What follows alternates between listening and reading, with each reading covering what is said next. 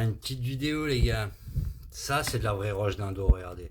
Ça, c'est de la vraie roche récifale. Elle est sèche, c'est des vieilles roches que j'avais achetées il y a des années. Mais là, on voit bien que c'est vraiment des squelettes d'acropora qui sont morts, qui sont vraiment poreux. Alors, pour être honnête, ces trois-là, c'est une grosse que j'ai cassée en trois parce qu'elle était énorme et j'ai pas envie de la mettre entière en gros bloc. Vous voyez, 10 ans après, elle resserre. Là, je vais les nettoyer à l'intérieur. Mais regardez l'intérieur. Ça, c'est le cœur de la pierre. Donc ça, c'est poreux. Vous voyez, c'est que des coraux d'acropora qui sont morts, qui se sont transformés en roches.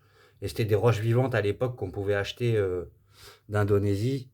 Et je les ai gardées parce que je savais qu'un jour, on n'allait plus en avoir. Vous voyez, ça, c'est de la vraie roche d'Indo. Regardez la porosité du truc. On voit à travers ça. C'était un morceau qui était au milieu quand je l'ai cassé. Et ça fait 10 ans, là, je vais les nettoyer.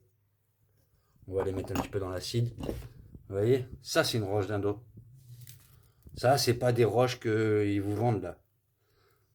Parce que c'est là que je comprends pas pourquoi, en plus d'être des squelettes morts de corail, vous voyez, regardez la preuve, hein. Je viens de les péter au marteau et au burin. C'est un gros bloc. Regardez. La taille du blocos.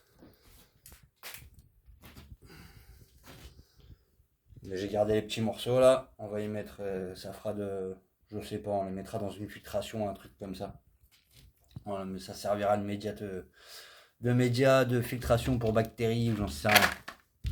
Mais vous voyez, ça c'est pour eux, ça c'est le cœur de la pierre. Bon, on l'a traîné dans une cave pendant longtemps, donc on va bien les nettoyer à l'acide, au vinaigre, on va bien les rincer. Et elles repartiront nickel. Il vaut mieux avoir ça que acheter de la roche de merde. Vaut mieux réensemencer ça que acheter de la roche de Méditerranée de merde. Vaut mieux acheter 500 grammes de pierre vivante ou 1 kilo de pierre vivante que vous disposez sur votre décor, là, sur votre roche. Et là-dedans, l'eau, elle va circuler là-dedans. Votre microphone, la vie va venir à cœur de ces pierres. Elle va venir au milieu. Vous voyez ce que je veux dire? Là, l'eau, elle va circuler. Là, ça aura un effet dénétrifiant et tout ça. Pour toute la vie, pour la microphone, pour tout ça. Vous voyez le cœur de la pierre, comment il est fait? Ça, c'est joli. Ça, c'est de la vraie roche d'Indonésie. Voilà. Et là, maintenant, une fois cassé, je vais toutes les rassembler. On fera un joli décor. J'ai encore tout ça qui traîne là. C'est des structures que j'avais fait à l'époque. Et à l'époque, je me rappelle, on mettait ciment prompt, une flèche de carbone. On achetait des flèches à Decathlon en carbone pour pas que ça rouille. On perçait au milieu. Je vous montrerai l'assemblage de celle-là qui est très jolie d'ailleurs. Aussi, pareil, c'est des belles roches d'Indo. Ils sont magnifiques. Ça fait des cachettes et tout ça. J'enlève ça, regardez. Regardez ça. Voilà. Et là-dedans, ça c'est une base. Il y avait une flèche de carbone que j'avais percée. Une cuillère de ciment prompt, une flèche en carbone de Décathlon pour pas que ça rouille, parce que le carbone, oh, j'en sais rien, peut-être qu'au bout d'un moment ça va se dégrader, mais c'est pas l'infime, la taille de la flèche qui va faire que, voilà, hein. On va pas se mentir, hein. Sachant qu'on a tous acheté des trucs avec des aimants pendant des années, et les aimants sont venus polluer vos bacs avec la ferraille, ou les métaux. Donc voilà, on va pas faire le scientifique du dimanche, mais bon, vous avez compris le truc.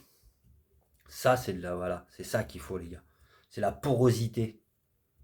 Voilà pourquoi les pierres d'Indo, elles étaient efficaces, ou de la mer Rouge, ou des trucs comme ça. C'est pour ça que les pierres de Méditerranée, elles sont pas bonnes, parce que c'est pas les mêmes roches, je sais plus, ça c'est de la roche sédimentaire, je crois, ou là c'est des corails morts simplement.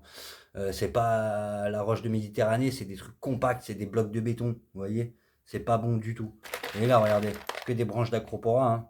Même là, on voit bien, c'est que des branches d'acropora. Que des branches des acropora qui se sont empilées, qui ont sédimenté, et qui ont créé une roche avec le temps.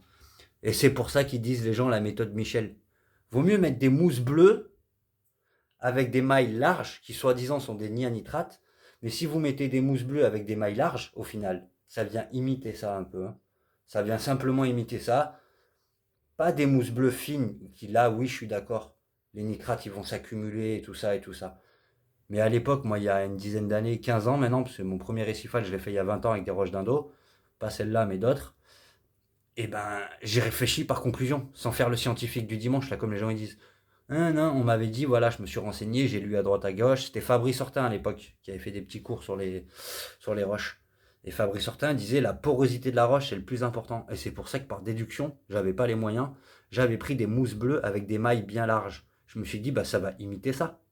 Et moi, j'ai pas écouté les gens qui me disaient les mousses bleues, c'est un nid à nitrate, c'est un nid à merde et tout ça. Non, pas forcément. Une mousse bleue large, ça vient imiter les roches.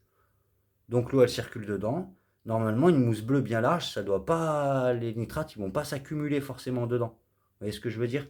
Et la faune, la microfaune, tout ça va se développer à l'intérieur. Comme Aqua Microphone, là, qui vous vend des mousses bleues avec la vie à l'intérieur, c'est un peu le même principe. C'est la même école, les gars.